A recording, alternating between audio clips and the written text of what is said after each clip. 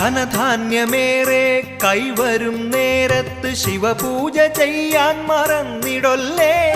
ധനധാന്യമേറെ കൈവരും നേരത്ത് ശിവപൂജ ചെയ്യാൻ മറന്നിടൊല്ലേ.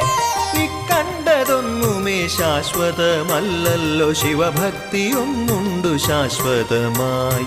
ഇക്കണ്ടതൊന്നുമേ ശാശ്വതമല്ലല്ലോ, ശിവഭക്തിയൊന്നുണ്ടു ശാശ്വതമായി.